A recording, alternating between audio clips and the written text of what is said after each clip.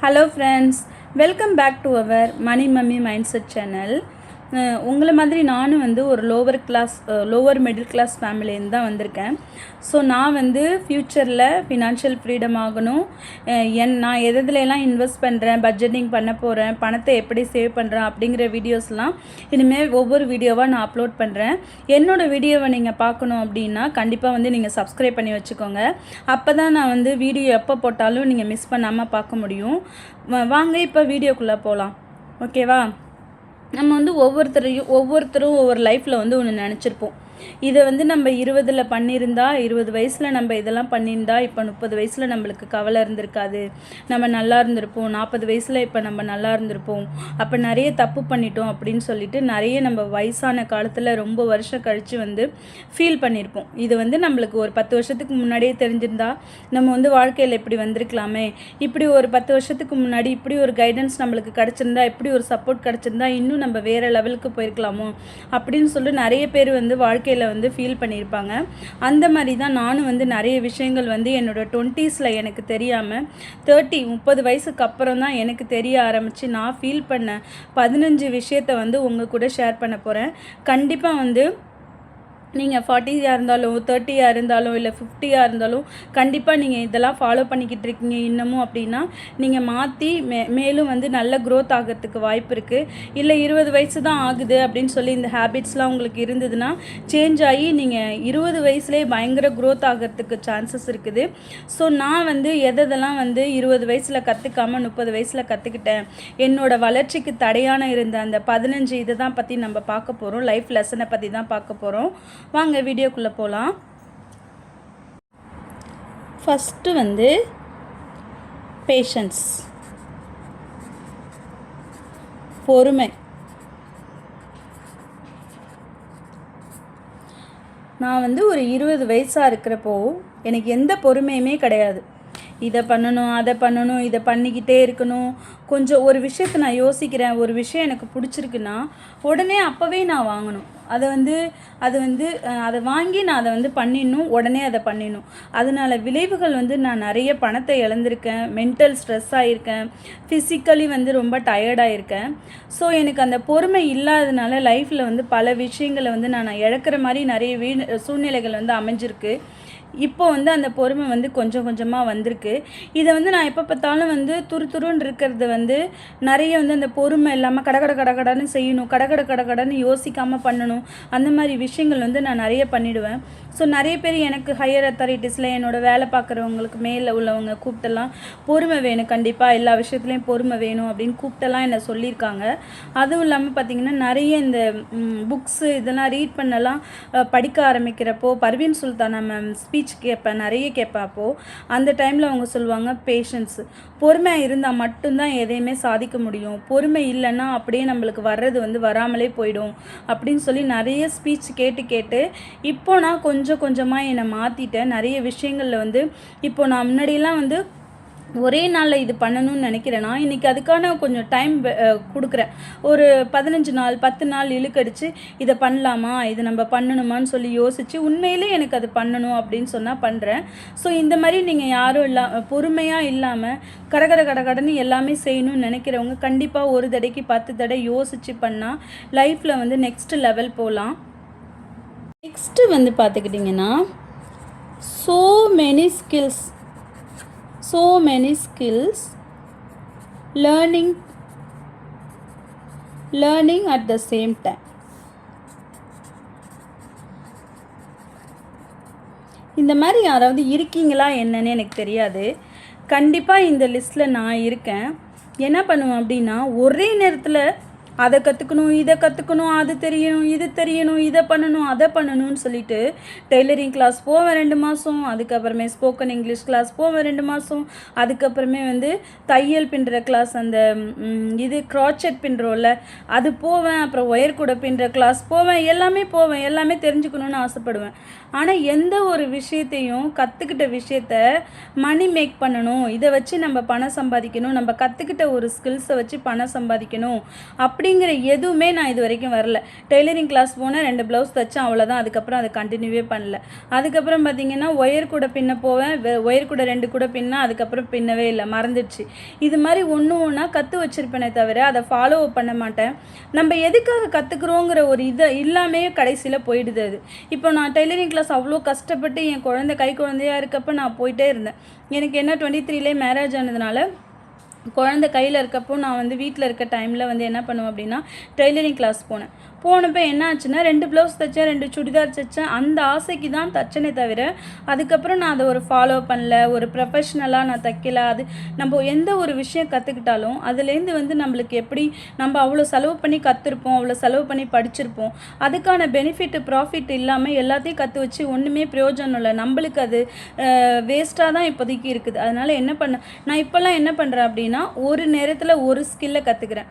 அந்த ஸ்கில்லை கற்றுக்கிட்டு அதுலேருந்து எனக்கு வந்து லைஃபுக்கு வந்து என்ன வருமானம் வர வைக்க முடியும், அதனால் எப்படி பணத்தை நான் வந்து உருவாக்க முடியும், க்ரியேட் பண்ண முடியுங்கிறது தெளிவாக நான் கற்றுக்கிட்டேன். இப்போது முன்னாடியெல்லாம் இப்படி இருக்காது. அங்கே கொஞ்சம் வாய் வைக்கிறது, இங்கே கொஞ்சம் வாய் வைக்கிறது, அதை பண்ணுறது இதை பண்ணுறது, எதுலேருந்து காசு வராது, எதுலேருந்து ப்ராஃபிட்டும் வராது.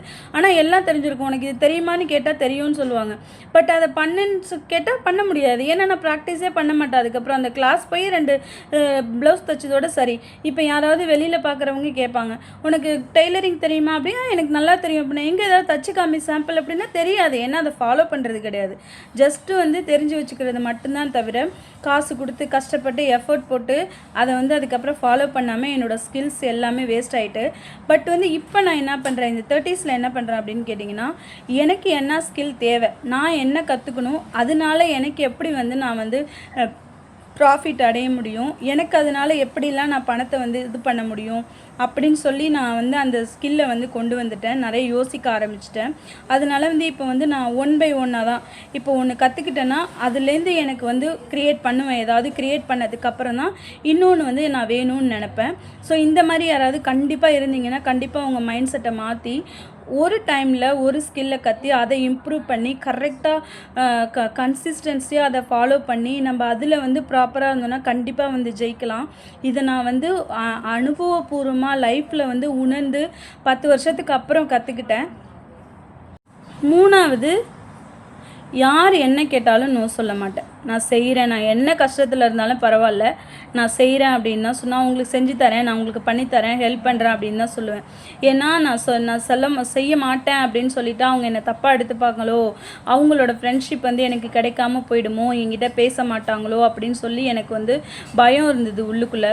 அதனால வந்து நான் வந்து யாராவது எது கேட்டால் இது செய்கிறியா அப்படின்னு கேட்டால் கண்டிப்பாக செய்கிறேன்னு சொல்லிவிடுவேன். சிலப்போ என்ன பண்ணுவேன், நான் முக்கியமான வேலையில் இருப்பேன், அவங்கக்கிட்ட நான் அதை சொல்லிட்டோமே, அந்த வார்த்தையை காப்பாற்றணுமேன்னு சொல்லிட்டு என்னோட அந்த முக்கியமான வேலையை நான் பண்ணாமல் அவங்களுக்காக போய் பண்ணிகிட்டு இருப்பேன் சொல்லிட்டோமே. இதனால் நிறைய எனக்கு வந்து மன உளைச்சல், டைம் வேஸ்ட்டு, நிறைய பிரச்சனைகள் வந்தது இதனால். அப்போ எனக்கு சொல்லக்கூடிய தைரியம் கிடையாது. பட் இப்போ வந்து என்னோடய வாழ்க்கையில் யார் வந்தா என்ன, யார் போனா என்ன, எனக்கு கவலை கிடையாது. என் மனசுக்கு பிடிச்சதை மட்டும்தான் நான் செய்யணும்னு நினைக்கிறேன். யாராவது ஏதாவது வந்து கேட்டால் உண்மையிலே என்னால் முடியும் அப்படின்னா கண்டிப்பாக நான் செய்கிறேன் உங்களுக்கு அப்படின்னு சொல்லுவேன். முடியலை அப்படின்னா என்னால் முடியலன்னு சொல்லிவிடுவேன். இது வந்து அவங்களுக்கும் வந்து பெரிய மன உளைச்சலை கொடுக்காது. ஏன்னா வந்து நம்மளுக்கு ஹெல்ப் பண்ணுறேன்னு சொல்லிட்டு பண்ணாமல் போயிட்டாங்களே அப்படின்னு சொல்லிட்டு அந்த ஒரு மிஸ் அண்டர்ஸ்டாண்டிங்கும் வராது. நம்மளும் வந்து நம்ம வேலையை விட்டுட்டு நம்ம சொல்லிட்டோமே அவங்க தப்பாக எடுத்துப்பாங்களேன்னு சொல்லிட்டு அவங்களுக்காக நம்மளோட இம்பார்ட்டன்ஸ் திங்ஸ்லாம் விட்டுட்டு நம்ம பண்ண வேண்டியதில்லை. கண்டிப்பாக இதுமாரி நிறைய பேர் வந்து இந்த சுச்சுவேஷனில் மாட்டிட்டு தவிப்பீங்க. இதுக்கு கண்டிப்பாக ஒரு ஸ்ட்ராங்கான முடிவெடுத்து கான்ஃபிடென்ட்டோட என்னால் முடியாதுன்னா முடியும்னு சொல்லிட்டா யாருக்குமே ப்ராப்ளம் கிடையாது. அவங்கவுங்க வேலையை பார்த்துட்டு போயிடலாம்.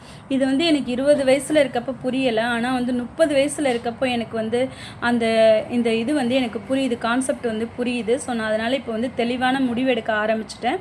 நீங்களும் இந்த குழப்ப ஸ்டேஜில் இருந்தால் கண்டிப்பாக வந்து ஒரு கிளியரான மைண்ட் செட்டுக்கு வாங்க. யாராவது கேட்டால் உங்களால் முடியும்னு சொல்லுங்கள், முடியலன்னா முடியும்னு சொல்லுங்கள். ஒன்றும் பயம்லாம் கிடையாது. ஃப்ரெண்ட்ஷிப் போனாலும் ஒன்றும் பிரச்சனை கிடையாது. நம்மளை பிடிச்சவங்க, நம்மளுக்கு நல்லது பண்ணணும்னு நினைக்கிறவங்க நம்ம கூட தான் இருப்பாங்க. அவங்க நம்மளை விட்டுட்டு போக மாட்டாங்க. நம்மளை யூஸ் பண்ணிக்கணும்னு நினைக்கிறவங்க வந்து கண்டிப்பாக வந்து நீங்கள் முடியல நோ சொல்லிட்டாங்கன்னா கண்டிப்பாக வந்து அவங்க போயிடுவாங்க. அப்பேற்பட்ட ஃப்ரெண்ட்ஷிப் வந்து நம்மளுக்கு தேவையும் கிடையாது. இதை எப்போ நான் அண்டர்ஸ்டாண்ட் பண்ண ஆரம்பிச்சனோ அதுக்கப்புறம் யாரை பார்த்து எனக்கு பயம் கிடையாது, யாராவது நம்ம லைஃப்பை விட்டுட்டு போயிடுவாங்களான்னு கவலை கிடையாது. ஏன்னா வந்து என்னோடய வேலையை நான் கரெக்டாக செய்கிறேன், எனக்கு வர வேண்டியது கரெக்டாக வருங்கிற நம்பிக்கை வந்துடுச்சு. 4 4வது என்ன பண்ணுவேன் அப்படின்னா, don't listen other words. Don't listen other people words.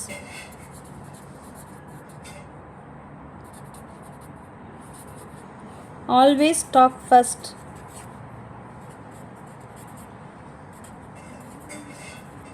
இப்போ வந்து நம்ம கிட்ட வந்து நிறைய பேர் வந்து பேசுவாங்க, நிறைய வந்து ஒப்பீனியன் கொடுப்பாங்க.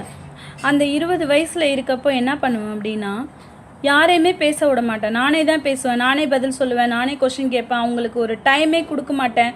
மேபி அவங்க வந்து ஒரு குட் சஜஷன் வந்து எனக்கு சொல்லியிருக்கலாம். அவங்களோட ஐடியா வந்து என்னோட லைஃப்பை வந்து இன்னும் 1% மேலே எடுத்துகிட்டு போகக்கூடிய ஐடியா கூட இருந்திருக்கலாம். ஆனால் எனக்கு அவங்களோட பேச்சை வந்து கேட்குற பொறுமை கிடையாது. அந்த அடுத்தவங்க கேட்டு நம்ம என்ன பேசணும், நான் பேசுகிறத நீங்கள் தான் கேட்கணும், நான் சொல்கிறத நீங்கள் கேட்கணும் அப்படிங்கிற எனக்கு ஒரு மைண்ட் செட் இருக்கும். ஸோ வந்து நான் யார் பேசுகிறதையும் கேட்க மாட்டேன். அவங்க ஏதாவது இடையில பேசிகிட்டே இருந்தால் கூட நான் போய் இடையில போய் அவங்க மைண்டு டைவெர்ட் பண்ணி வேறு ஒரு விஷயத்துக்காக நான் பேச வச்சுருவேன். அந்த மாதிரிலாம் நான் வந்து பண்ணிகிட்டு இருக்கப்போ வந்து எனக்கு என்ன ஆச்சுன்னா, பீப்புள் வந்து அட்வைஸ் பண்ணுறதே நிறுத்திட்டாங்க. ஆமாம், இதுக்கிட்ட வந்து சொல்லவே முடியாது, பேசவே முடியாது. நம்ம ஒன்று சொல்ல போனால் அது வந்து நம்மளை பேசவே விடாது, அது பாட்டுக்கு ஏதாவது ஒன்று பேசிகிட்டு இருக்கோம், எதுக்கு இதுக்கிட்ட போய் நம்ம சொல்லிக்கிட்டு அது பட்டு திருந்தட்டோன்னு சொல்லி நிறைய பேர் வந்து எனக்கு அட்வைஸ் பண்ணாமலே நிறுத்திட்டாங்க. அதுக்கப்புறம் நாளடைவில் என்னாச்சு அப்படின்னா, நான் வந்து அண்டர்ஸ்டாண்ட் பண்ண ஆரம்பித்தேன். ஓகே, நம்ம வந்து ஒருத்தவங்க பேசிகிட்டு இருக்கப்போ அவங்களுக்கு குறுக்க போய் நம்ம பேசி சஜஷன் சொன்னால் பிடிக்காது. அவங்கள பேச வைக்கணும், அவங்களோட ஒப்பீனியனை ஃபஸ்ட்டு கேட்கணும், கேட்டதுக்கப்புறம் தான் நம்ம பேசணும் அப்படின்னு சொல்லி நான் அதை அண்டர்ஸ்டாண்ட் பண்ணதுக்கப்புறம் யார் என்ன சொன்னாலும் பொறுமையாக கேட்க ஆரம்பிச்சிட்டேன். அதுக்கப்புறம் என்னோடய சஜஷனை சொல்லுவேன். அவங்க உண்மையிலே நல்லது எனக்கு சொல்கிறாங்கன்னா நான் எடுத்துப்பேன். எனக்கு அது செட் ஆகலை, என்னோடய லைஃபுக்கு இதெல்லாம் செட் ஆகாது, நான் யோசிக்கிறது கரெக்டாக இருந்ததுன்னா நான் யோசிப்பேன். ஸோ இந்த மாதிரி வந்து நம்ம நிறைய விஷயங்கள் வந்து துருன்னு பண்ணிடுவோம் அந்த வயசில். ஸோ இந்த மாதிரி யாராவது குறுக்க பேசிக்கிட்டே அவங்க பேசுகிறத கேட்காம குறுக்க பேசிகிட்டே இருந்தால் இந்த ஹேபிட்டை மாற்றுறது ரொம்ப லைஃபுக்கு நல்லது. அப்போ தான் நம்மளுக்கு நிறைய அனுபவபூர்வசாலிகள் வந்து லைஃப்பில் வருவாங்க, நம்மளுக்கு நிறைய ஐடியாஸ் கிடைக்கும், நம்மளோட க்ரோத்துக்கு ஹெல்ப் பண்ணுவாங்க. இல்லைனா நம்ம பக்கம் யாருமே நெருங்கப்பட்டாங்க, அவங்க பாட்டுக்கு போயிட்டுருப்பாங்க அவங்க வேலையை பார்த்துட்டு. நீ தான் பெரிய மேதாவியாச்சே, உனக்கு தான் எல்லாம் தெரியுமே, நீயே பார்த்துட்டு போ அப்படின்னு சொல்லிடுவாங்க. அந்த வயசில் எனக்கு அதை உணர முடியல. ஆனால் இந்த வயசில் நான் அதை ஃபீல் பண்ணுறேன், ஏன் அந்த தப்பை பண்ணியிருந்தோன்னு. ஒரு 20 வயசில் நான் அதை இவ்வளோ பொறுமையாக இருந்து எல்லாரோட விஷயத்தையும் நான் கேட்டிருந்தேன்னா இன்னும் நான் மேலே போயிருக்க சான்ஸ் இருக்குது. ஸோ இந்த மாதிரி யாராவது தப்பு 20 வயசாக இருந்தாலும் 30 வயசாக இருந்தாலும் இன்னும் மாற்றாமல் இந்த ஹேபிட்டை நீங்கள் வச்சுருந்தீங்கன்னா கண்டிப்பாக இந்த ஹேபிட்டை நம்ம மாற்றினா நிறைய நம்மளுக்கு நல்ல விஷயங்கள் நடக்க வாய்ப்பு இருக்குது. 5வது, no financial tracking and budgeting. ஒரு மனுஷனுக்கு வந்து நம்ம எவ்வளோ சம்பாதிக்கிறோம், நம்மளோட காசு எங்கே போகுது, எதுலெல்லாம் அதிகமாக போடுறோம், எதுலெல்லாம் அதிகமாக வாங்குகிறோம் அப்படின்னு சொல்லி கண்டிப்பாக நம்மளுக்கு தெரிஞ்சிருக்கணும். என்னோடய 20 வயசில் வந்து அவ்வளோ மெச்சூரிட்டி கிடையாதுன்னா, நிறைய வந்து இப்போ வந்து இந்த மந்த்து சம்பளம் வருது அப்படின்னா நான் வந்து இன்னும் ஒரு 4 மாதம் கழித்து என்கிட்ட ரெக்கார்டு இருக்காது. என்ன பண்ணேன் ஏது பண்ணுறேன்னு சொல்லிட்டு ரெக்கார்டு இருக்காது. ஏன்னா வந்து நான் தான் எழுதியே வைக்க மாட்டேன், எனக்கு அந்த ஹேபிட்டே கிடையாது. சம்பளம் வாங்குவேன், கொடுப்பேன். இப்போ எழுதி வச்சுருந்தா நான் 4 மாதம் கழித்து நான் இந்த சம்பளத்தை என்ன பண்ணேன், இந்த காசை என்ன பண்ணேன்னு எனக்கு தெரிஞ்சிருக்கும். நம்ம எழுதி வைக்காமல் மைண்டில் வச்சுருந்தோன்னா அந்த காசு வந்து இப்போது 2 மாதத்துக்கு ஞாபகம் இருக்கும், 3 மாதத்துக்கு ஞாபகம் இருக்கும். அடுத்த வருஷத்துக்கு ஏதோ ஒரு விஷயத்துக்காக நம்மளுக்கு ரெஃபரன்ஸுக்கு தேவைப்படுது அப்படிங்கிறப்ப கண்டிப்பாக வந்து நம்மளுக்கு தெரியாது மைண்டில் எவ்வளோ காசு எத்தனை மாதம் நம்ம மைண்டில் ஸ்டோர் பண்ண முடியும், எவ்வளோ விஷயத்த மைண்டில் ஸ்டோர் பண்ண முடியும். அப்படி அந்த 20 வயசில் வந்து எனக்கு வந்து அந்த ஃபினான்ஷியல் ட்ராக்கிங்கு பட்ஜெட்டிங் எதுவுமே கிடையாது. ஆனால் 30 வயசு வந்ததுக்கப்புறம் எனக்கு வந்து புரிய ஆரம்பிச்சது, நம்மளோட காசு எதுக்கெல்லாம் நம்ம செலவு பண்ணுறோம், நம்மளோட காசு எதுக்கெல்லாம் அதிகமாக போகுது, நம்ம என்ன பண்ணிகிட்ருக்கோம் வாழ்க்கையில் அப்படின்னு சொல்லிட்டு நான் ஃபினான்ஷியல் பட்ஜெட்டிங் போட ஆரம்பித்தேன். பட்ஜெட் போட ஆரம்பித்தது தான் எனக்கு வந்து நான் வந்து இதில் அதிகமாக செலவு பண்ணியிருந்தேன்னா கம்மி பண்ணுவேன். இப்போ இது எனக்கு கம்மியாக இருக்குது, நான் வந்து சாப்பாடு விஷயத்தில் கம்மியாக சாப்பிட்ருக்கேன், ஹெல்த்தி ஃபுட்டாக சாப்பிடல, வெறும் அன்ஹெல்த்தி ஃபுட்டாக சாப்பிட்ருக்கேன் அப்படின்னா எனக்கு வந்து ஹெல்த்தி ஃபுட் ஆக்கிறதுக்கு வந்து நான் பணத்தை வந்து இதில் போடுவேன். இப்போ இந்த மந்த் வந்து நான் நிறைய ட்ரெஸ் வாங்கியிருக்கேன், எக்ஸ்பென்சிவாக இந்த மாதிரி இதெல்லாம் வாங்கியிருக்கேன், மேக்கப் ஐட்டம்லாம் வாங்கியிருக்கேன் அப்படின்னா அதை நான் கம்மி பண்ணுவேன். எனக்கு ட்ராக்கிங் பண்ண தான் வந்து எனக்கு ஒவ்வொரு கிளியர் ஐடியாஸ் வந்து கிடைக்க ஆரம்பிச்சது. ஸோ வந்து இந்த மாதிரி நம்ம 20s வந்து நம்ம ட்ராக்கிங் பண்ணாமல் ஜாலியாக இருக்கணும்னு நினைப்போம். பட் நம்ம 20 வயசில் 18 வயசில் நம்ம செய்ய ஆரம்பிக்கிற ஒவ்வொரு விஷயங்கள் தான் நம்மளோட நாளைய ஃப்யூச்சரை வந்து நம்மளுக்கு தீர்மானித்து கொடுக்கும். நாளைக்கு நீ என்ன ஆக போகிற அப்படிங்கிற ஒரு விஷயத்த நம்ம யோசித்தோம்னா அது இன்றைக்கி பண்ணுற செயல் தான் நம்மளுக்கு வந்து தீர்மானிக்கும். அதனால நம்ம என்ன செலவு பண்ணாலும் என்ன பண்ணாலும் ரெக்கார்டிங் பண்ணணும். நம்ம நோட்டில் எழுதி வைக்க வைக்க அது ஹேபிட்டாக மாறும். நம்மளுக்கு அது வந்து கணக்கு வழக்கு வந்து நிறைய வந்து தெரிய ஆரம்பிக்கும். ஸோ வந்து இந்த financial tracking habit, budgeting habit இல்லைன்னா கண்டிப்பாக வந்து க்ரியேட் பண்ணுங்கள். இது ஃப்யூச்சரில் வந்து உங்களுக்கு ஒரு மிகப்பெரிய மாற்றத்தை கொடுக்கும். ஐ எம் ஷோர் எனக்கு நிறைய சேஞ்சஸை கொடுத்துருக்கு, கண்டிப்பாக உங்களுக்கும் கொடுக்கும். 6வது இன்னசென்ட், அதாவது வெகுளி. இப்போ வந்து நம்ம நிறைய பேர் வந்து வெகுளித்தனமாக இருக்கும். சின்ன வயசில் இருந்தது அப்படியே நம்ம வளர முடிய வந்துடும். ஆனால் அந்த வெகுளித்தனத்தை வந்து பல பேர் வந்து அவங்களுக்கு சாதகமாக யூஸ் பண்ணிப்பாங்க. நம்மளை வச்சு ஒரு ஐயோ என்னால் முடியல இதை பண்ணி கொடு அப்படின்னா நம்ம அவங்க மேலே பாவம் பார்த்து நம்ம வந்து பண்ணி கொடுத்துருவோம். அதுக்கப்புறமே நம்மளை ஏமாற்றுவாங்க நிறைய விஷயத்தில். என்கிட்ட காசு இல்லை, காசு தர முடியுமா அப்படின்னு கேட்டால் ஓகே கஷ்டப்படுறாங்க அப்படின்னு சொல்லி நம்ம ஏமாந்து கொடுத்துருவோம். அந்த மாதிரி வந்து நம்மளை வந்து நிறைய விஷயத்துக்கு வந்து யூட்டிலைஸ் பண்ணிப்பாங்க. இது வந்து எனக்கு ரொம்ப நாளாக தெரியாமல் இருந்துச்சு. அதுக்கப்புறம் வந்து நான் என்ன பண்ணிட்டேன்னா அனலைஸ் பண்ண ஆரம்பிச்சிட்டேன். நம்மளை உண்மையிலே இவங்க நம்மளை வந்து இவங்க தேவைன்னு நினைக்கிறாங்களா, இல்லை அவங்க தேவைக்காக நம்மக்கிட்ட பழகுறாங்களா அப்படின்னு சொல்லி நான் ரியலைஸ் பண்ண ஆரம்பிச்சிட்டேன். அதுக்கப்புறம் நான் என்ன செஞ்சேன் அப்படின்னா என்னோடய ஹேபிட்டை வந்து மாற்ற ஆரம்பித்தேன். முன்னாடிலாம் என்ன பண்ணுவேன் அப்படின்னா எனக்கு ஏதாவது ஒரு பொருள் கிடச்சிட்டாலோ, ஒரு பொருள் புதுசாக வாங்கிட்டனாலோ, இல்லை எனக்கு ஒரு லக்கிலி ஏதாவது ஒன்று கிடைக்குதுனாலோ, சேலரி இவ்வளோ வந்திருக்கு, அதிகமாக வந்திருக்கு அப்படின்னால உடனே போய் கொலீக்ஸ் கிட்ட ஷேர் பண்ணிவிடுவேன். எனக்கு ஏதாவது ஒரு வாழ்க்கையில் ஒரு பிரச்சனை வருது, ஏதோ ஒரு நான் தப்பு பண்ணிட்டனாலும் ஷேர் பண்ணுவேன் அவங்கக்கிட்ட. நம்மக்கிட்ட நல்லா பேசுகிறப்போ எல்லாத்தையுமே கேட்டுப்பாங்க, நல்லா நம்மளுக்கு அட்வைஸ் பண்ணுவாங்க, என்கரேஜ் பண்ணுவாங்க. ஆனால் ஒன்ஸ் வந்து அவங்களுக்கு நம்மளுக்கு பிரச்சனை ஆகிட்டு அப்படின்னா நம்மளோட வீக்னஸை வந்து யூஸ் பண்ண ஆரம்பிப்பாங்க. ஓ நீ இதெல்லாம் பண்ண நீ தானே, நீ ரொம்ப பேசாத அப்படின்னு சொல்லி நம்மளை டாமினேட் பண்ணுவாங்க, வீக்னஸை சொல்லுவாங்க, நம்மளை வாய் பேச விடாமல் அடிப்பாங்க, நம்ம மனசு நிறைய கஷ்டத்துக்கு வந்து உள்ளாக்குவாங்க. இதை நான் நிறைய இடத்துல வந்து நான் பார்த்துட்டேன். நான் ரியலைஸ் பண்ணி இந்த ஹேபிட்டை மட்டும் நான் கண்டிப்பாக சேஞ்ச் பண்ணணும்னு சொல்லிட்டு இது வரைக்கும் கொஞ்சமாக 100% மாறலை, 70% மாறிட்டேன். இன்னும் 30% எனக்குள்ளே இருக்குது. நான் இதை கண்டிப்பாக மாற்றிடுவேன். இன்னும் அப்கமிங் இயர்ஸில் வந்து கண்டிப்பாக இந்த ஹேபிட்டை மாற்றிடுவேன் அப்படின்னு நான் நினைக்கிறேன். இது மாதிரி யாராவது இன்னசென்ட்டாக இருக்கீங்க, வெகுளியாக இருக்கீங்க, அடுத்தவங்க உங்களை யூஸ் பண்ணுறாங்க அப்படின்னு தெரிஞ்சதுன்னா அதையே மெயின்டைன் பண்ணாதீங்க. நீங்கள் கொஞ்சம் சுதாரித்து வெளியில் வந்தீங்கன்னா நம்மளுக்கு லைஃப்பில் அடுத்த ஸ்டெப்பு போகிறதுக்கு வந்து ஈஸியாக இருக்கும். 7வது வந்து செகண்ட் பேபி. இது வந்து மேரேஜ் ஆனவங்களுக்கு ரொம்ப நல்லது. அன்மேரிட்னா இந்த டாப்பிக்கை எடுத்துக்காதீங்க. மேபி ஃப்யூச்சரில் இது உங்களுக்கு யூஸ் ஆகும். ஆக்சுவலி வந்து இப்போ எனக்கு வந்து எபோவ் 30க்கு மேலே ஆயிடுச்சு. பட் நான் வந்து என்னோடய பையனுக்கு வந்து இப்போ வந்து 13 வயசு ஆயிடுச்சு. நான் ஏன் இதை சொல்கிறேன்னா இதில் அவ்வளோ விஷயங்கள் இருக்குது. நம்ம எந்த ஒரு பிளான் பண்ணுறப்பையும் வந்து ப்ராப்பராக பண்ணலைன்னா இவ்வளோ கஷ்டம் நம்மளுக்கு நடக்கும்னு எனக்கு புரியுது. இப்போது என்னோடய பையனுக்கு வந்து 13 வயசு ஆகிடுச்சு. எனக்கு வந்து அந்த டைமில் நான் ஃபினான்ஷியலி வந்து ஸ்ட்ரகிளாக இருந்தேன். என்னால் பார்த்துக்கிறதுக்கு பேரண்ட்ஸ் இல்லை, யாரும் பார்த்துக்கிறதுக்கு ஆள் இல்லை. மாமியார் உடம்பு சரியில்லாதவங்க, பாட்டி வயசானவங்க, யாருமே குழந்தைய பார்த்துக்க ஆள் கிடையாது. அப்போ நான் என்ன பண்ணிட்டேன் அப்படின்னா செகண்ட் பேபியை வந்து கொஞ்சம் லேட்டாக பார்த்துக்கலான்னு சொல்லிட்டு டிலே பண்ணிட்டேன். டிலே பண்ணி என் பையனுக்கு இப்போ 13 வயசு ஆகிடுச்சு. இன்னும் என்னால் அடுத்த குழந்தை பெற்றுக்க முடியல. இப்போ ஃபினான்ஷியலி நான் ஓரளவு ஸ்டேபிளாக இருக்கேன். பட் இருந்தாலுமே என்னால் செகண்ட் பேபி வந்து இன்னும் பெற்றுக்கிற அந்த இது வந்து கிடைக்கல. ஒரு பிராப்தம் இல்லைன்னு சொல்லுவாங்கள்ல, அது மாதிரி இன்னும் வரல. அந்த டைமில் கரெக்டாக பெற்றிருந்தேன்னா என்னோடய பையனுக்கு அப்புறம் ஒரு 2-3 வயசு கேப் விட்டு பெற்றிருந்தேன்னா இப்போ அந்த குழந்தை வந்து நல்லா வளர்ந்து பெருசாக இருந்திருக்கும். 2 பேரும் வளர்ந்துருப்பாங்க. பிரதர்ஸ் அண்ட் சிஸ்டர்ஸாக சூப்பராக இருந்திருக்கும். பார்க்குறதுக்கே நல்லா இருந்திருக்கும். பட் வந்து நான் அந்த சான்ஸை வந்து நான் மிஸ் பண்ணிட்டேன். இப்போ நான் ஃபீல் பண்ணுறேன்.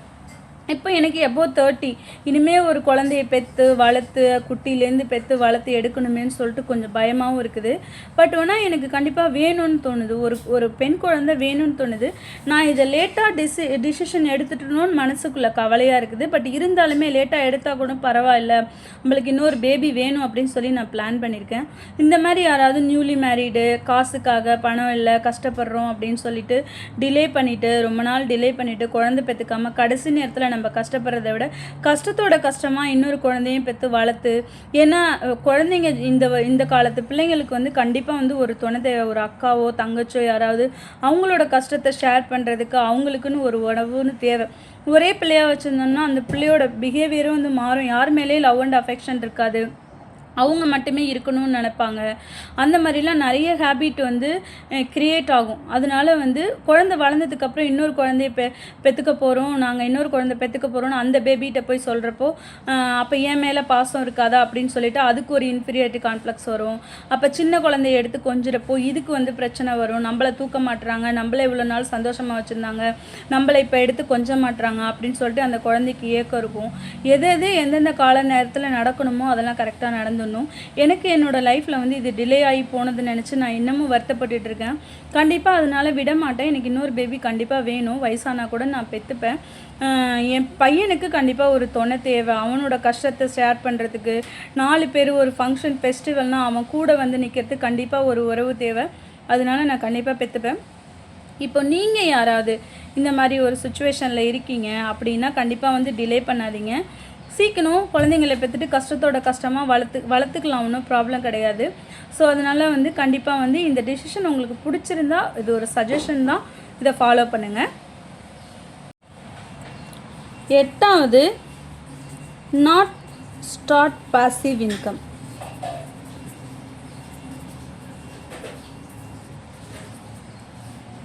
அதாவது நான் ஒரு காலகட்டத்தில் என்னோடய புவர் ஸ்டேஜெலாம் தாண்டி ஓரளவுக்கு வந்து நான் பணம் சேர்க்க ஆரம்பித்ததுக்கு அப்புறம் பார்த்தீங்கன்னா அந்த பணத்தை வச்சு எனக்கு இன்னொரு வகையில் என்ன பணத்தை உருவாக்கலாம், நம்மளுக்கு ஒரு வருமானத்தை உருவாக்கலாம், நம்ம வேலை இல்லாமல் போனாலும் அந்த காசை வச்சு நம்ம சமாளிச்சிக்கலாம் அப்படிங்கிற ஒரு அறிவு எனக்கு வளரலை.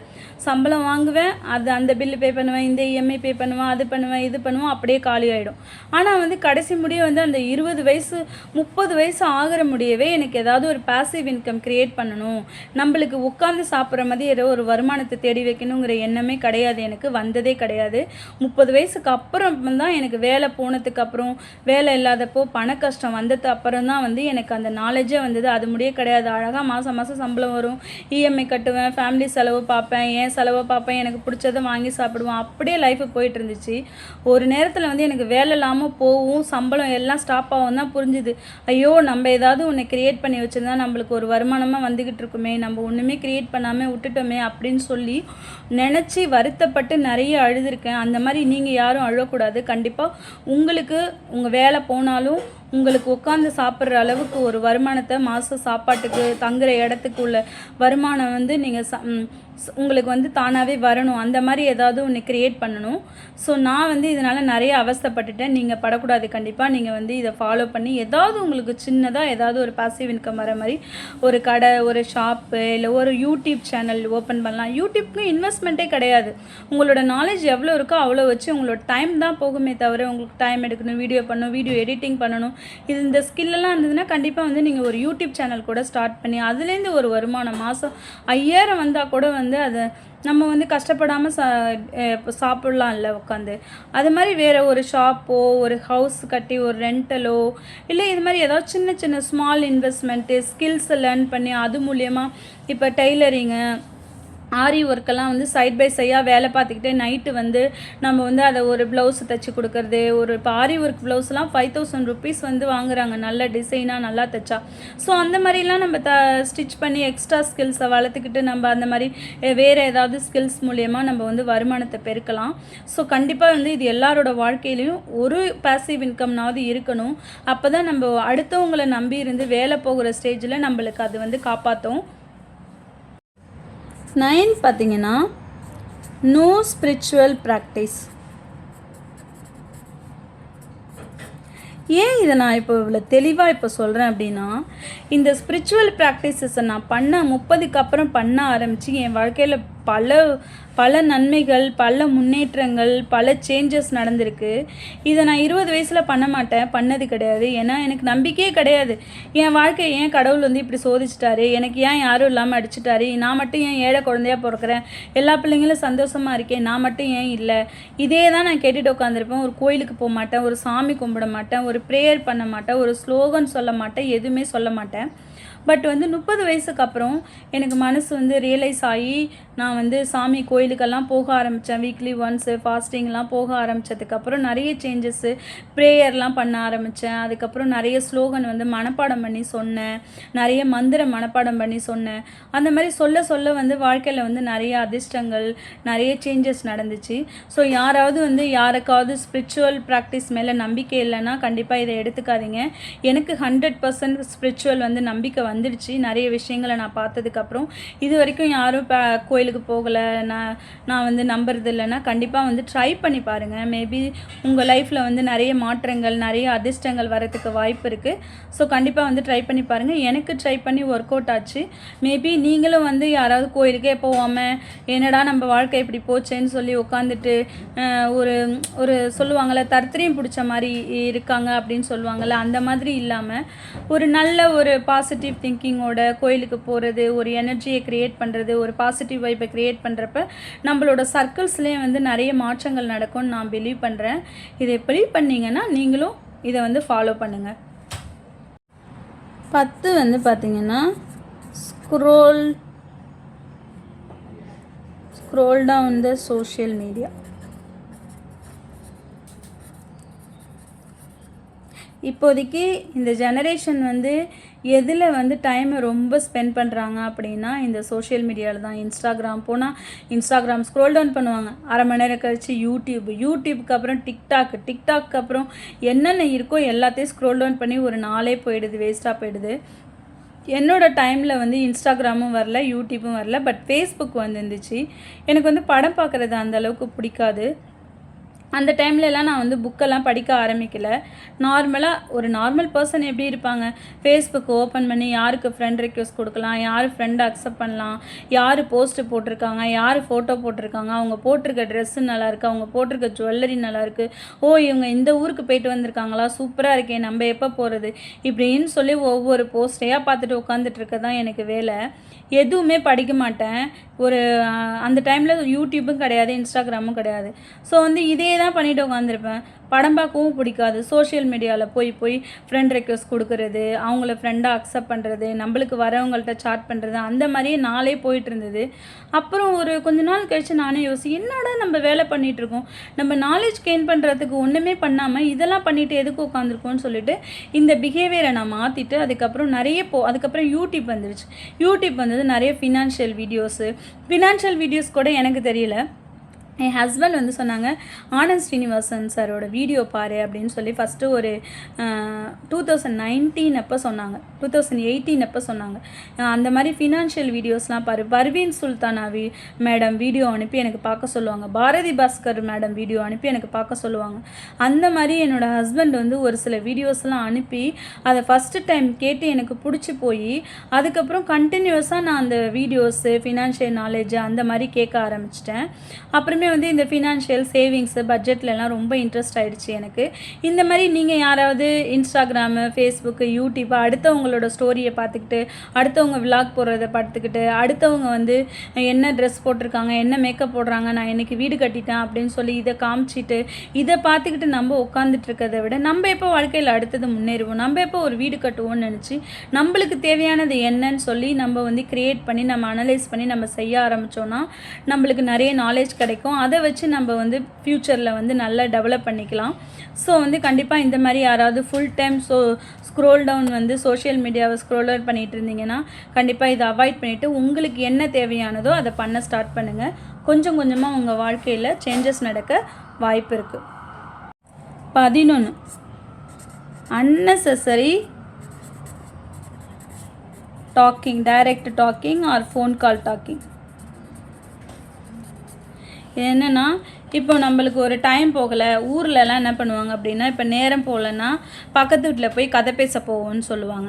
இப்போ இது மாதிரி வில்லேஜ் சைட்லாம் நிறைய நடக்கும். பட் வந்து இங்கே சிட்டி சைட்லாம் பார்த்துக்கிட்டிங்கன்னா வீட்டில் இருப்போம், நம்மளுக்கு என்ன பண்ணுறதுனே தெரியாது, ஒரு ஃபோன் அடித்து பேசலாமே அப்படின்னு சொல்லிட்டு ஒரு 2 மணி நேரம் 3 மணி நேரம் கதை பேச வேண்டியது.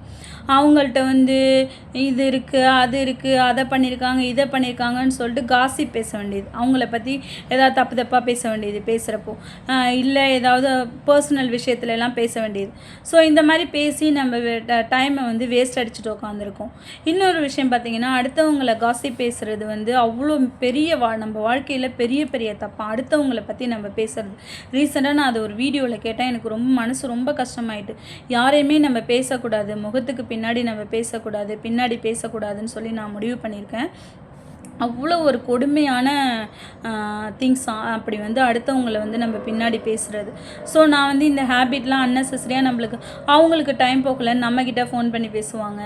அவங்களோட கஷ்டத்தெல்லாம் நம்ம தலையில் இறக்கி கொண்டு வந்து வைப்பாங்க.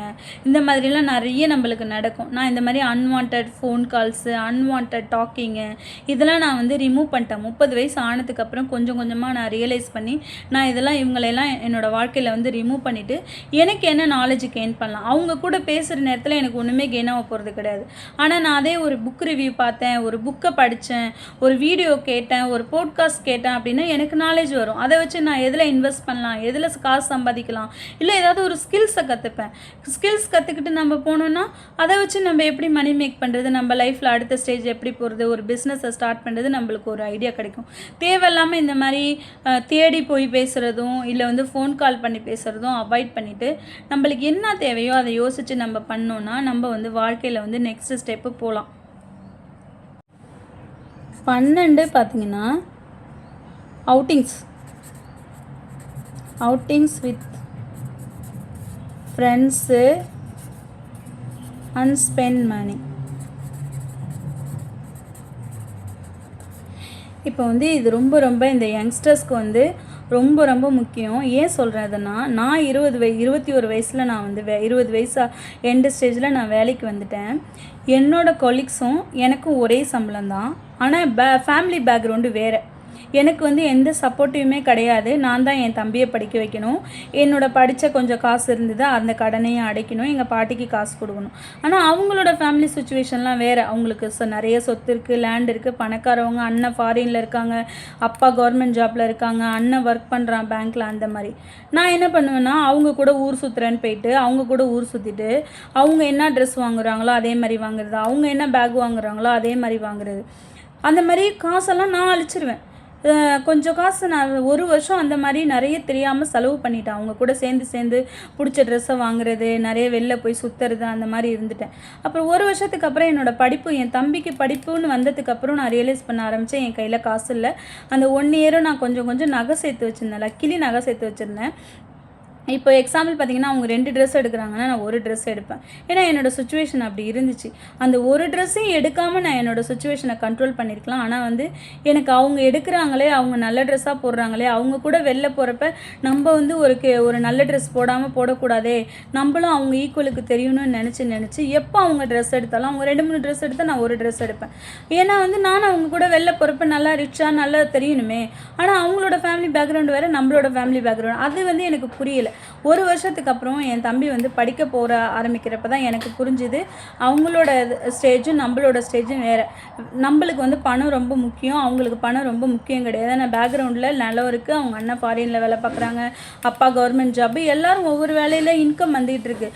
அதனால் அவங்களுக்கு கவலை கிடையாது. அதோட நான் வந்து சுதாரிச்சுட்டு அதுக்கப்புறம் அவங்க கூட வெளியில் போகிறதெல்லாம் அவாய்ட் பண்ணிட்டேன். நிறைய ட்ரெஸ் எடுக்கிறது, சேர்ந்து வெளியில் போய் அரட்டை அடிக்கிறது, பயங்கரமாக காசு செலவு பண்ணி என்ஜாய் பண்ணுறது, அந்த ஹேபிட்லாம் நிறைய என் தம்பி எப்போ படிக்க போக ஆரம்பித்தானோ அப்போலேருந்து அந்த ஹேபிட்டை வந்து நான் மாற்றிட்டேன். அதுக்கப்புறம் நான் நிறைய சேவ் பண்ணி என்னோடய தம்பிக்கு எஜுகேஷனுக்கு கொடுத்தேன். எனக்கு வந்து கல்யாணத்துக்கு வந்து நகை வாங்கினேன். அந்த மாதிரி நிறைய விஷயங்கள் நான் பண்ணிக்கிட்டேன். இந்த மாதிரி யாராவது நீங்கள் கஷ்டப்படுற ஃபேமிலி, உங்களோட ஃப்ரெண்ட்ஸ் சர்க்கிளில் வந்து நீங்கள் ரிச்சாக தெரியணும், நீங்கள் நல்லா ட்ரெஸ் பண்ணியிருக்கணும் அப்படின்னு நினச்சி அவங்களுக்காக உங்களோட இமேஜை க்ரியேட் பண்ணணும்னு நினச்சி உங்களோட காசெல்லாம் செலவு பண்ணிகிட்டு இருக்கிறத விட நம்மளுக்கு இருக்கிறது போதும், நல்ல ட்ரெஸ்ஸாக இருந்தால் போதும், அழுக்கு இல்லாமல் போட்டால் போதுங்கிற கான்செப்டுக்கு வந்து நம்ம அந்த காசை எதில் போட்டால் நம்மளுக்கு வந்து ஃப்யூச்சரில் பெரிய ஆளாக வரலான்னு யோசிக்கணும். அப்படி நான் வந்து அது இந்த யோசனை வந்து எனக்கு 1 வருஷத்துலேயே வந்துருச்சு. நிறைய நாள் எடுக்கலைன்னா ஒரு 21 வேலை ஆரம்பித்தேன்னா எனக்கு 20 to 23 இயர்ஸ்லாம் எனக்கு புரிய ஆரம்பிச்சிருச்சு. பட் இன்னுமே நிறைய பேர் புரியாமல் நிறைய ஃப்ரெண்ட்ஸ் கூட சேர்ந்து செலவு பண்ணிகிட்டு இருப்பீங்க. இந்த பிஹேவியரை வந்து கண்டிப்பாக மாற்றிட்டு நம்ம சேஞ்ச் பண்ணி மணியை வேறு எதில் இன்வெஸ்ட் பண்ணலாம், எப்படி போடலாம், எப்படி சேவ் பண்ணலான்னு யோசித்தோம்னா நம்ம வந்து நம்மளோட லைஃப் வந்து பெட்டர் ஃப்யூச்சராக ஆகும். 13 பார்த்திங்கன்னா, பிலீவ் அதர் வேர்ட்ஸ்.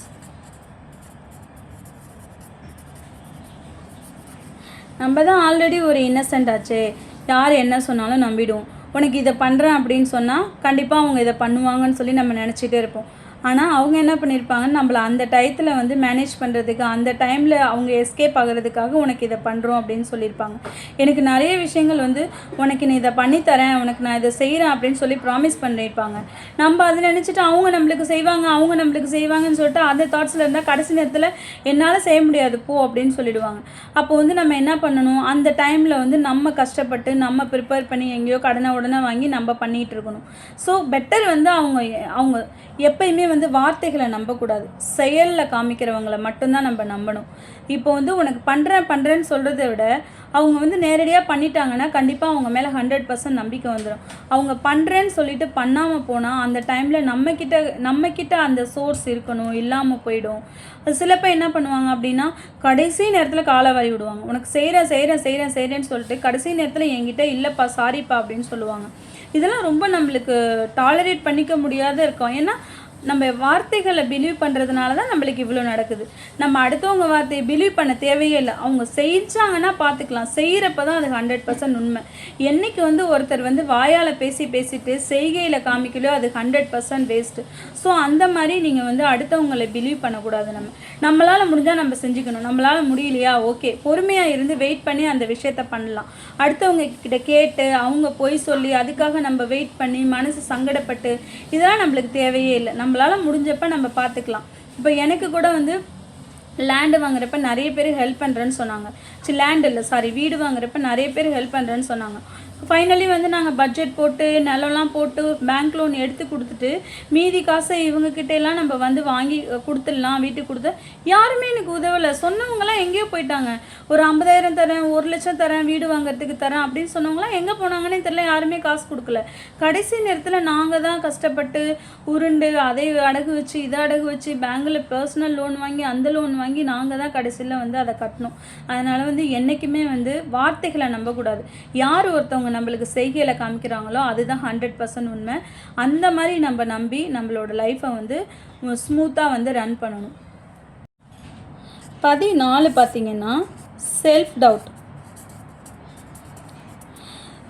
டவுட் ரொம்ப அதிகமாக இருக்கும். எனக்கு என்னால் பண்ண முடியுமா, என்னால் இதை செய்ய முடியுமா, அடுத்தவங்க மேலே நான் நம்பிக்கை வைப்பேன். அவங்க பண்ணிவிடுவாங்க, இதெல்லாம் அவங்களால முடியும், அவங்கக்கிட்ட இதெல்லாம் முடியும், என்னால் ஆனால் பண்ண முடியாதுன்னு சொல்லிட்டு நான் எப்போயுமே லோ கிராடாக தான் வச்சுருப்பேன். எனக்கு என்ன டேலண்ட் இருக்குது, எனக்கு ஒன்றுமே இல்லை, என்னால் எதுவுமே செய்ய முடியாது, நான் எதுவுமே பண்ண மாட்டேன், இதெல்லாம் என்னால் பண்ண முடியுமா, அவங்க அதெல்லாம் பண்ணிவிடுவாங்க.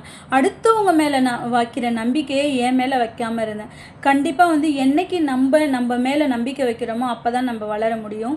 இதை நான் வந்து 25 இயர்ஸுக்கு அப்புறம் புரிய ஆரம்பிச்சது எனக்கு. அவங்கெல்லாம் என்ன பெரிய டேலண்ட்டு, அவங்கள விட நான் டேலண்ட், அவங்கள விட இது அவங்க 10 மடங்கு நல்லா பண்ணாங்கன்னா நான் 100 மடங்கு நல்லா பண்ணுவேன் அப்படின்னு சொல்லி என் மேலே ஒரு கான்ஃபிடென்ட் வந்தது. அதுக்கப்புறம் நான் ஒவ்வொரு விஷயமும் பண்ண விஷயம் எல்லாமே அவ்வளோ சூப்பராக இருந்துச்சு. அதனால் இப்போ நீங்கள் 20s இருக்கீங்க, இதெல்லாம் என்னால் பண்ண முடியுமா, இவ்வளோ சக்ஸஸ் ஆக முடியுமா, இந்த கவர்மெண்ட் எக்ஸாமில் என்னால் பாஸ் பண்ண முடியுமா, ஆனால் அவன் பாஸ் ஆகிடுவான், அவன் நல்லா நாலேஜபிள் அப்படின்னு நினைக்கிறத விட்டுது என்னால் முடியும், நான் பாஸ் ஆகிடுவேன், நான் இந்த வேலைக்கு போவேன், இதை என்னால் படிக்க முடியும், இதை என்னால் எழுத முடியும், இவ்வளோ சம்பாதிக்க முடியும்னு சொல்லி நம்ம மேலே ஃபஸ்ட்டு கான்ஃபிடென்ட் வைக்கணும். அதுதான் வந்து லைஃப்பில் வந்து ஃபஸ்ட்டு ஸ்டெப்பு. நம்ம மேலே போகிறதுக்கு, வாழ்க்கையில் வந்து பெரிய லெவலில் ரீச் பண்ணுறதுக்கு ஃபஸ்ட்டு ஸ்டெப்பு அதுதான், நம்ம மேலே கான்ஃபிடென்ட் வைக்கணும். 15 வந்து பார்த்திங்கன்னா சேவிங்ஸ். கண்டிப்பாக நம்மளுக்கு சேவிங்ஸ்னு ஒன்று இருக்கணும். இது வந்து நான் 1 வருஷம்தான் பணத்தை வந்து வேஸ்ட் பண்ணேன். 22, 23 வயசுலலாம் நான் சேவ் பண்ண ஆரம்பிச்சிட்டேன் நல்லா. அந்த ஃபஸ்ட் இயர் மட்டும்தான் நான் ஒரு 5 ட்ரெஸ்ஸு 6 ட்ரெஸ்ஸு கூட வாங்கியிருப்பேன். அப்படியும் வந்து நிறைய வேஸ்ட் பண்ணலை. மேபி ட்ரெஸ்ஸுக்கு கொஞ்சம் எக்ஸ்ட்ரா காசு செலவு பண்ணிட்டேன். இந்த மாதிரி நான் நிறைய பேர் பார்த்துருக்கேன். ட்ரெஸ்ஸை மட்டுமே வாங்குறவங்கள பார்த்துருக்கேன். கவரிங் தோடு தொங்கல் வாங்குறவங்க, கவரிங் ஐட்டமாக இமிட்டேஷன் ஜுவல்லரி வாங்குவாங்க, ஆரி ஒர்க்கு ப்ளவுஸ் வாங்குவாங்க. இந்த மாதிரி பீப்புள்ஸை நான் நிறைய பேர் பார்த்துருக்கேன். நிறைய காசு போட்டு அதில் இன்வெஸ்ட் பண்ணி அதெல்லாம் பண்ணுவாங்க. அவங்கள செல்ஃப் கேர் வந்து ரொம்ப ரொம்ப இம்பார்ட்டன்ட் தான், நான் வந்து தப்பு சொல்லலை. ஆனால் வந்து அவ்வளோ எக்ஸ்பென்சிவாக நம்ம வாங்கி அதை யூஸ் பண்ணணுமானா எனக்கு தெரியல. இப்போ 2000 ரூபாய்க்கு வந்து போயிட்டு இமிட்டேஷன் ஜுவல்லரி வாங்குவாங்க. இந்த மாதம் ஒரு செட்டு வாங்குவாங்க, அடுத்த மாதம் ஒரு செட்டு வாங்குவாங்க. அந்த காசை சேர்த்து வச்சு கொஞ்சம் கொஞ்சமாக ஒரு வருஷத்துக்கு 1 கிராம் தோடு எடுக்கலாம். அந்த மாதிரிலாம் வந்து நம்ம யோசித்தோன்னா சிறுக சிறுக சேமிக்கிறதா நம்ம வாழ்க்கையில் வந்து பெருசாக வரும். அதனால் வந்து நம்ம கொஞ்சம் கொஞ்சமாக நிறைய சேமிக்க முடியாட்டியும் ஆரம்பத்தில் முடியலனாலும் கொஞ்சம் கொஞ்சமாக மாதத்துக்கு ஒரு 5000 கிடைக்குதா, ஒரு 100 ரூபாய் 200 ரூபானாவது நம்மளால் மிச்சம் பிடிக்க முடியும்ல. அந்த மாதிரி எடுத்து வச்சா கூட சிறு துளி பெருவெள்ளம் போல் நம்மளுக்கு சின்ன சின்னதாக சேர்க்குறதா நம்ம வாழ்க்கையில் வந்து பெரிய லெவலுக்கு வந்து நம்மளை எடுத்துகிட்டு போவோம். இந்த வீடியோ உங்களுக்கு பிடிச்சிருந்ததுன்னா கண்டிப்பாக வந்து நம்மளோட சேனலை மறக்காமல் சப்ஸ்கிரைப் பண்ணுங்கள். நீங்கள் வந்து 20s இருக்கீங்க அப்படின்னா என்னென்ன தப்பு பண்ணிகிட்ருக்கீங்க அப்படின்னு சொல்லி என்னென்ன நீங்கள் பண்ணிகிட்ருக்கீங்கன்னு சொல்லி எனக்கு மெசேஜ் பண்ணலாம். இது உங்களுக்கு பிடிச்சிருந்தது அப்படின்னு சொன்னீங்கன்னா லைக் பண்ணலாம், எனக்கு மெசேஜ் பண்ணலாம். எனக்கு ஒரு மோட்டிவேஷனாக இருக்கும். நான் வந்து இதெல்லாம் லைஃப்பில் வந்து ஓனாக எக்ஸ்பீரியன்ஸ் பண்ணி கற்றுக்கிட்ட விஷயங்கள். இந்த மாதிரி உங்களுக்கு நிறைய விஷயங்கள் வந்து உங்கள் லைஃப்பில் நடந்திருக்கும். எங்கூட ஷேர் பண்ணுறதுனா எனக்கு மெசேஜில் பண்ணலாம். Thank you so much. கண்டிப்பாக நம்மளோட சேனலை சப்ஸ்கிரைப் பண்ணி பாருங்கள். அப்போ தான் நான் எப்போ வீடியோ போட்டாலும் உங்களுக்கு மறக்காமல் நீங்கள் பார்க்க முடியும். Thank you so much. I love you. Thank you. I love you all. I love you all. Okay? Bye bye.